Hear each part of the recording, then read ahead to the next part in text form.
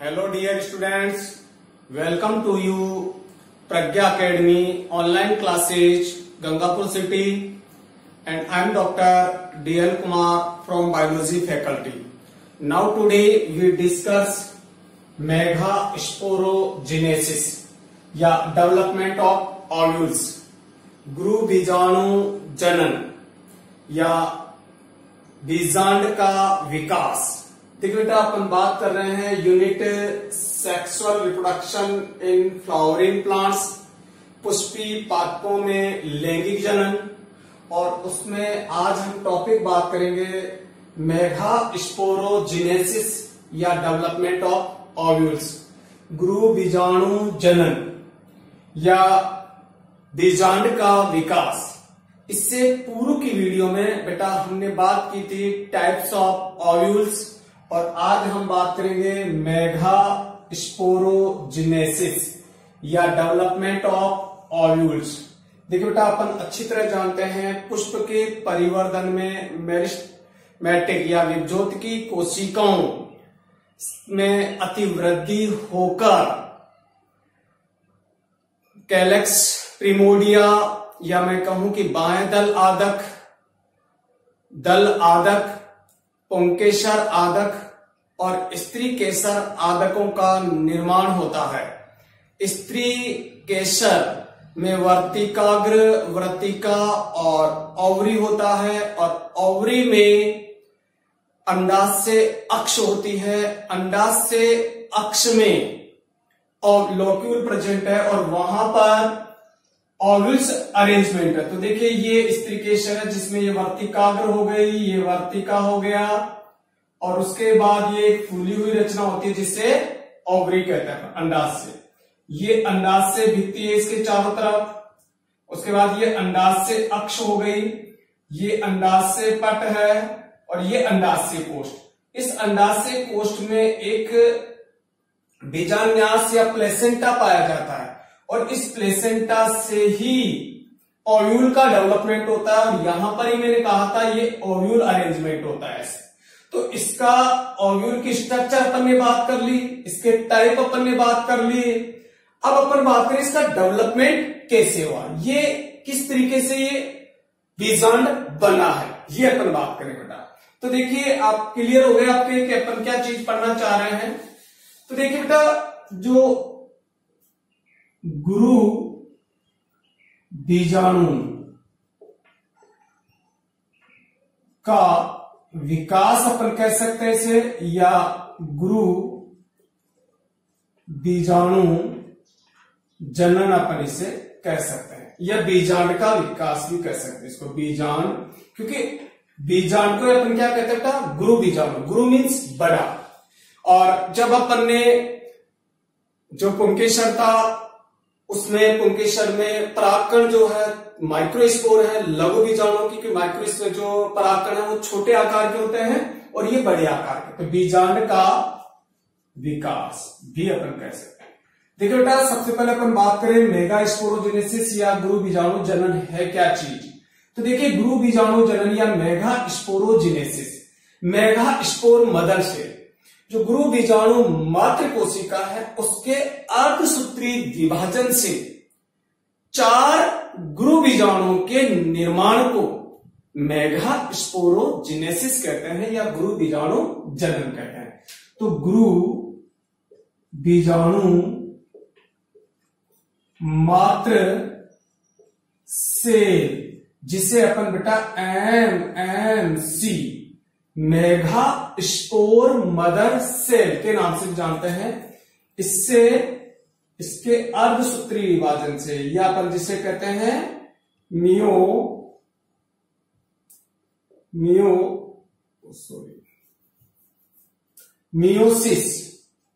Meiosis अर्धसूत्री विभाजन से क्या बनते हैं, 4 गुरु बीजाणु। इसको अपन क्या कहते हैं बेटा, इसको अपन गुरु बीजाणु जनन कहते हैं।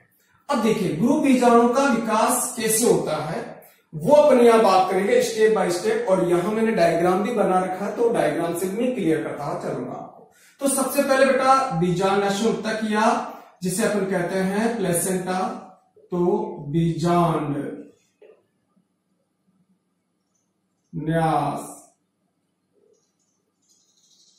बीजांड न्यास, या अपन इसे कहते हैं प्लेसेंटा, प्लेसेंटा से क्या बनता है बेटा, एक न्यूसिलस या बीजांड का एक उत्तक बनता है, कोशिकाओं का एक समूह बनता है। तो बीजांड, बीजांड काय, और बीजांड काय एक राउंडेड गोलाकार कोशिकाओं का समूह बनता है जिसके चारों ओर एक एकल कला पाई जाती है। तो गोलाकार, गोलाकार रचना, ठीक है। तो देखिए ये सबसे पहले अपन कहें कि जो अपनी प्लेसेंटा जो कोशिकाएं या बीजांड न्यास जो कोशिकाएं हैं उनसे न्यूसिलस या बीजांड काय का डेवलपमेंट होता है। तो सबसे पहले अपन बात करें, ये जो कोशिकाएं हैं ये बीजांड न्यास या प्लेसेंटल कोशिकाएं होती है, इनके चारों तरफ एपिडर्मल कोशिकाएं हैं। तो ये जो मेरिस्मेटिक प्रकार की कोशिकाएं, इन्हीं से बीजांड का डेवलपमेंट होना है। तो देखिए बेटा आगे जो बीजांड काय बना है ये क्या है, तो देखिए जो बीजांड, बीजांड काय से कैसी बेटा समरूपी, समरूपी है, समान आकार आमाप की है, और अविभेदित, अविभेदित कोशिकाओं, कोशिकाओं का समूह जो विभज्योतक है, विभज्योतक है। देखो बेटा सबसे पहले प्लेसेंटा की कोशिकाओं के विभाजन से, जो कि मेरिस्मेटिक कोशिकाएं हैं, इनके विभाजन से एक गोलाकार अंडाकार रचना विकसित होती है और कोशिकाओं का एक समूह बनता है। कोशिकाओं के इस समूह को अपन बीजांड काय के रूप में संबोधित करते हैं। इस समूह की जो कोशिकाएं हैं वो समरूपी होती है, अविभेदित होती है और मेरिस्मेटिक प्रकार की होती है, ठीक है।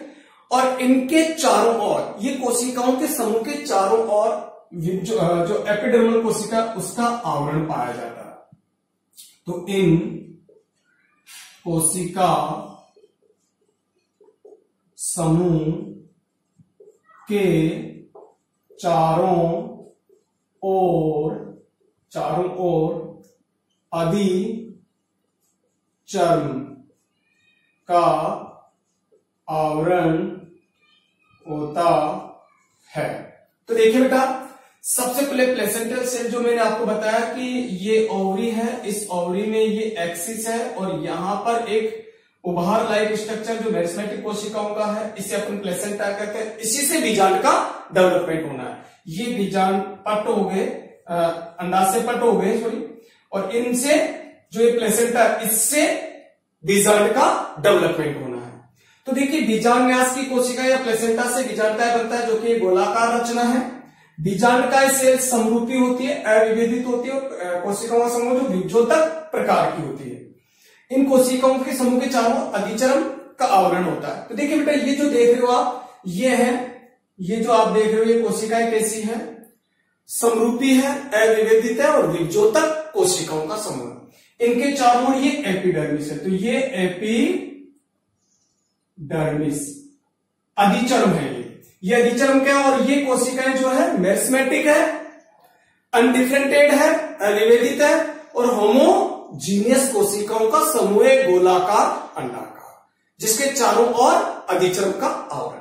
यहां तक का क्लियर हो गया। आगे पर बात करें, अब देखिए इसमें से एक कोशिका अपने आकार आमाप में बड़ी होती है, तो हाइपोडर्मल जो कोशिका है इसमें से वो अन्य सेल से बड़े आकार आमाप की होकर क्या बनाती है, आर्की स्पोरियल सेल बनाती। तो देखिए नेक्स्ट स्टेप में ये एपिडर्मिस है, ये तो वही एपिडर्मिस हो गई। ये हाइपोडर्मल सेल है, हाइपोडर्मल सेल, इसमें से ये एक बड़े आकार आमाप की हो गई और इससे अपन कहते हैं आर्की स्पोरियल सेल। तो देखिए बेटा, जो ये रचना बनी है इसमें एक हाइपोडर्मल से अन्य कोशिकाओं से भिन्न होकर, देखो अब पहले ये अविभेदित कोशिकाओं से मतलब अविभेदित हो जाती है, भिन्न हो जाती है, और आकार आमाप में वृद्धि करके सक्रिय जीव द्रव्य व बड़े केंद्रक युक्त कोशिका में विभेदित होती है, जिसे क्या कहते हैं बेटा? प्रपसु सेल, या इसे अपन आर्की स्पोरियल सेल कहते हैं। ठीक है बेटा, तो देखिए जो ये समरूपी कोशिकाओं का समूह है, अविभेदित कोशिकाओं का समूह है और विभजोतक कोशिकाओं का समूह, इसमें से एक जिन्हें अपन हाइपोडर्मल सेल कह रहे हैं, इस हाइपोडर्मल सेल की कोई एक कोशिका अन्य कोशिकाओं से भिन्न हो जाती है, आकार आमाप में बड़ी हो जाती है, जीवद्रव्य सक्रिय हो जाता है, केंद्रक बड़ा हो जाता है और प्रपसु सेल के रूप में जानी जाती है। तो प्रपसु सेल या आर्की स्पोरियल सेल में बनाती है, तो प्रपसु या आर्की स्पोरियल सेल बनाती है। तो ये एक डिफरेंट सेल बन गई, ये है आर्की स्पोरियल सेल। तो ये हो बेटा आर्की स्पोरियल सेल। क्लियर? अब देखिए आर्की स्पोरियल सेल से आगे क्या होगा, तो वो आगे अपन देखते हैं। तो देखिए हम बात करें आर्की स्पोरियल सेल से, मैं इनको मिटा देता हूं, नेक्स्ट स्टेप अपना आगे बात करते हैं। तो देखिए बेटा आर्की स्पोरियल सेल के आगे क्या होता है, तो आर्की स्पोरियल सेल में अब एक पेरिक्लिनल डिवीजन होता है। ठीक है, तो देखिए बेटा प्रपसु सेल में एक पेरिक्लिनिकल डिवीजन होता है। तो बेटा दो प्रकार का डिवीजन होता है जो मैंने पूर्व में डिस्कस किया है, एक होता है पेरिक्लिनल डिवीजन और एक होता है एंटीक्लिनल डिवीजन। पेरिक्लिनल डिवीजन और एंटीक्लिनल दोनों प्रकार के मैं आपको बता दूं, ये जैसे दो सेल है, ये है पेरिक्लिनल डिवीजन और ये है एंटीक्लिनल डिवीजन। ठीक है, तो पेरिक्लिनल डिवीजन होता है इस तरीके से, ऐसे डिवीजन होगा तो दो कोशिकाएं बनती है। तो प्रपसु सेल में एक पेरिक्लिनिकल डिवीजन होता है जिससे दो कोशिकाएं बनती है, दो कोशिकाएं बनती है। एक कौन सी कोशिका बनती है बेटा, एक बनती है प्राथमिक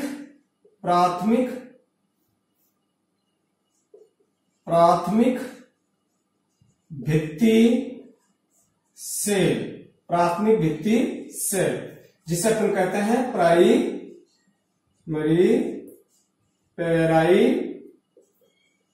पेराइटल सेल, और दूसरी बनती बेटा, एक बनती है प्राथमिक बीजाणु जन सेल, इसे अपन कहते हैं बेटा प्राइमरी स्पोरोजीनस सेल। तो देखो बेटा यहां पर इसमें एक पेरिक्लिनल डिवीजन होता है, परिणत विभाजन होता है, परिधि के समांतर विभाजन होता है, इस तरीके से इसमें डिवीजन होता है। डिवीजन होने से दो कोशिकाएं बनती है, ये एक जो बाहर की तरफ बन गई, इस कोशिका को अपन क्या कहेंगे बेटा, ये इसको अपन प्राथमिक भित्ति कोशिका कहते हैं, तो प्राइमरी पेराइटल सेल पीपीसी। और ये जो दूसरी कोशिका बनी है इसे कहते हैं प्राइमरी स्पोरोजिनस सेल पीएससी। ठीक है, तो दो कोशिकाएं बन जाती, प्राथमिक भित्ति सेल और प्राथमिक बीजाणुजन कोशिका या स्पोरोजिनस सेल बन जाती। क्लियर? यहां तक स्थिति आपकी क्लियर हो गई।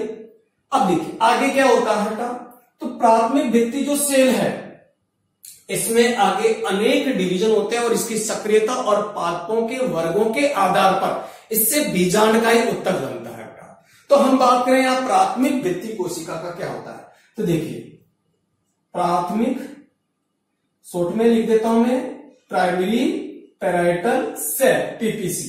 जो प्राथमिक भित्ति कोशिका है इसकी सक्रियता और इसकी जो एक्टिवता है उसके और पादपों की श्रेणियों के ऊपर डिपेंडेंट करता है इसका विकास। तो देखिए बेटा इसमें दो तरीके की श्रेणी के पादप होते हैं, एक होते हैं पॉलीपेटली श्रेणी के, तो पॉलीपेटली और गैमोपेटली। तो अपन पहले गैमोपेटली और एक होते हैं बेटा पॉलीपेटली।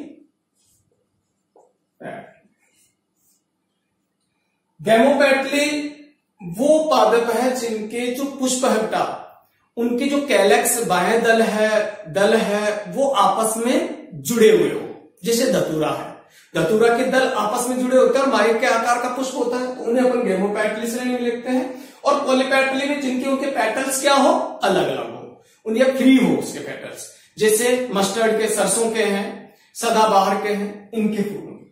तो गैमोपेटली में जो प्राथमिक भित्ति कोशिका है इससे टैनी म्यूसिलेट प्रकार का जो बीजांडकाई है वो डेवलप होता है इससे। तो टैनी म्यूसिलेट बीजांडकाई बन जाता है। तो मैंने ये टैनी म्यूसिलेट प्रकार का जो बीजांडकाई है वो मैंने बताया था आपको ओविल्स के प्रकार में। तो ओविल्स के बीजांडकाई जो है या अपन कहें न्यूसिलस जो है उसके आधार पर तीन तरीके से इन्हें क्लासिफाइड किया गया था, तो टैनी म्यूसिलेट, कार्सिनिसिलेट और एक एंडोथीलियम प्रकार का। ठीक है, तो उसमें यानी पॉलीपेटली जो श्रेणी के पादप है उनमें जो प्राथमिक भित्ति कोशिका है उससे किस प्रकार के बीजांडकाय का डेवलप होगा बेटा, टैनी म्यूसिलेट प्रकार के बीजांडकाय का डेवलप हो जाएगा।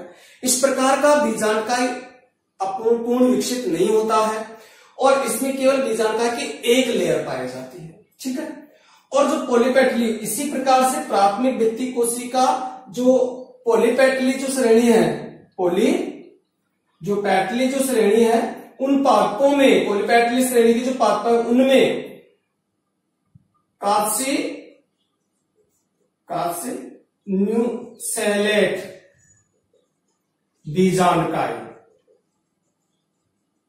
कार्सिन्यूसेलेट प्रकार के बीजांडकाय का डेवलपमेंट करती है। तो प्राथमिक भित्ति कोशिका में या प्राइमरी पेराइटल सेल से पॉलीपेटली श्रेणी के पादपों में कार्सिन्यूसेलेट प्रकार का बीजांडकाई डेवलप होता है, जिसमें जो बीजांडकाई है वो वेल डेवलप होता है और बहुत सारी लेयर्स इसमें उपस्थित होती है। और जो गैमियोपेटली जो श्रेणी के पादप है उसमें प्राथमिक भित्ति कोशिका से टैनी म्यूसिलेट प्रकार के बीजांडकाई का परिवर्तन होता है। तो अपन बात करें कि जो दो कोशिकाएं बनी है, प्राथमिक भित्ति कोशिका और प्राथमिक बीजाणुजन कोशिका, इसमें जो प्राथमिक भित्ति कोशिका है उससे बीजांडकाय उत्तक बनता है। तो देख ले बेटा, ये अपन ने देखा पीपीपी से प्राइमरी पेराइटल सेल, इससे जो बनेंगे आगे ये प्राइमरी पेराइटल सेल है, इनसे बीजांडकाय उत्तक बनेंगे और ये कौन सी कोशिका है, गुरु बीजाणु मात्र कोशिका। ठीक है, तो ये हो गया इसका डेवलपमेंट का। तो अब अपने पास कौन सी कोशिका है बेटा, प्राथमिक बीजाणुजन या प्राइमरी स्पोरोजिनस सेल। आगे अपन बात करें तो देखिए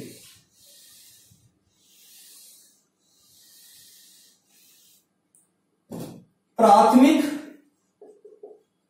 बीजाणु जन सेल। देखिए बेटा, प्राथमिक जो प्राइमरी स्पोरोजिनस सेल है, ये प्राइमरी स्पोरोजिनस सेल, इसमें इससे सीधे डायरेक्ट बिना किसी के सीधे ये गुरु बीजाणु मात्र कोशिका के रूप में कार्य करती है। तो देखिए बेटा, प्राथमिक बीजाणु जन सेल सीधे गुरु बीजाणु मात्र सेल के रूप में कार्य करती है। तो गुरु बीजाणु मात्र सेल में बदल जाती है। ठीक है, अब देखो बेटा, गुरु बीजाणु जो मात्र सेल है, जिसे अपन कहते हैं mega स्पोरो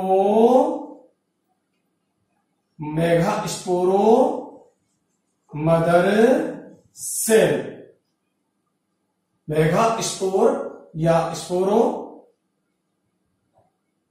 mega spore mother cell. ठीक है, मेगा स्पोर मदर सेल, जिसे अपन शॉर्ट में MMC भी कह सकते हैं। तो जो गुरु बीजाणु मात्र कोशिका है, इसके अर्धसूत्री विभाजन से, इसमें कौन सा विभाजन होगा बेटा? मियोसिस। अर्धसूत्री विभाजन से क्या बनेंगे? Mega spore. तो इसमें क्या होगा? अर्धसूत्री विभाजन, अर्धसूत्री विभाजन होगा, जिससे क्या बनेंगे? 4 गुरु बीजाणु। तो देखो बेटा, यहां अपन बात करें तो ये प्राइमरी पैराइटल सेल हो गई और ये प्राइमरी स्पोरोजिनस सेल हो गई। यहां आगे इसमें परिणत और अपनत विभाजन होते हैं और प्राइमरी पैराइटल सेल से बीजांड का ऊतक का डेवलपमेंट हो जाता है और जो प्राइमरी स्पोरोजिनस सेल है वो सीधी क्या बन जाती है? मेगा स्पोर मदर सेल में बदल जाती है। तो MMC बना लेती है। इससे आगे अर्धसूत्री विभाजन, इसमें अर्धसूत्री विभाजन होकर 4 गुरु बीजाणु बनते हैं। तो ये 1, 2, 3 और ये 4, 4 गुरु बीजाणु बन गए 4 गुरु बीजाणु। तो 4 गुरु बीजाणु बन जाते हैं। ठीक है, अब इन 4 गुरु बीजाणु में से जो बीजाणु निभाग की ओर है, जो चलेजा की तरफ है, उसके द्वारा वो सक्रिय रहता है, बाकी शेष 3 नष्ट हो जाते हैं। तो देखिए बेटा, हम बात करें जो निभाग की ओर, ये तो थोड़ा सा पहले एक पॉइंट और डिस्कस कर लें। देखो बेटा, ये जो 4 गुरु बीजाणु बने हैं, ये एक लाइन में उपस्थित है। तो इसमें जो 4 मेगा स्पोर बनते हैं वो एक कौन सी चतुष्टय में रहते हैं? रेखीय चतुष्टय में होते हैं। तो देखिए, चारों गुरु बीजाणु रेखीय चतुष्टय में होते हैं।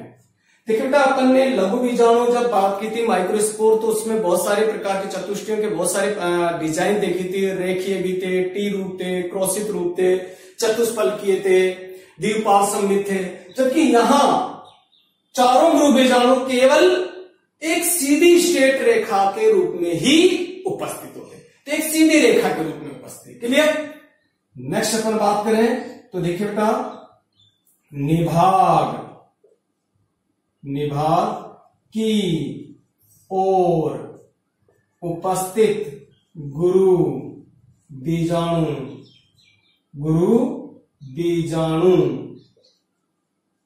क्या रहता है बेटा? कार्य की बीजाणु रहता है या क्रियाशील होता है। शेष 3 गुरु बीजाणु जो बीजांड द्वार की ओर होते हैं, वो नष्ट हो जाते हैं। क्लियर? तो देखिए बेटा, 4 गुरु बीजाणु बने, चारों गुरु बीजाणु एक सीधी रेखा में के चतुष्टय के रूप में है। उसके पश्चात जो निभाग, देखो ये निभाग की तरफ है और ये आपको दिख रहा है क्योंकि यहां पर अध्यावरण डेवलप हो गया। तो पहले अंत अध्यावरण डेवलप होता है, उसके बाद बाह्य अध्यावरण डेवलप होता है बीजांड में। तो देखिए यहां से अगर मैं बात करूं तो ये जो है प्राइमरी पैराइटल सेल है और ये गुरु बीजाणु मात्र कोशिका है। यहाँ प्राइमरी पैराइटल सेल में और डिवीजन हो रहा है और ये बीजांड का एक उत्तक बना रही है। जो गुरु बीजाणु मात्र कोशिका है इसमें अर्धसूत्री विभाजन होकर 4 गुरु बीजाणु बन गए और ये चारों गुरु बीजाणु एक सीधी रेखा में उपस्थित है और साथ ही साथ एक अंतर अध्यावरण का भी डेवलपमेंट हो गया। ये अंतर अध्यावरण है, अंतर अध्यावरण, ठीक है। उसके पश्चात जो बीजांड द्वार की तरफ के जो 3 गुरु बीजाणु है वो नष्ट हो जाते हैं और जो निभाग की तरफ ये निभाग है उसकी तरफ वाले एक गुरु बीजाणु केवल क्रियाशील रहता है, बाकी शेष 3 गुरु बीजाणु नष्ट हो जाते हैं। तो ये 3 गुरु बीजाणु देखो 1 2 3 जो कि किधर की तरफ है, बीजांड द्वार की ओर है, नष्ट हो गए और केवल एक सक्रिय रह गए जो कि निभाग की ओर है और बाह्य अध्यावरण भी बन गया। तो ये अंतर अध्यावरण हो गया और ये बाह्य अध्यावरण हो गया, ये भी डेवलप हो गया इसमें और बीजांड का एक उत्तक का डेवलपमेंट भी चल रहा है। तो इस तरीके से बीजांड का नेक्स्ट आगे अपन बात करें, नष्ट हो जाता है। अब केवल और केवल कौन सा रहता था, जो निभाग की तरफ था, तो निभागी गुरु बीजाणु सक्रिय होकर भ्रूण कोश का परिवर्धन करता है। तो देखिए बेटा निभागी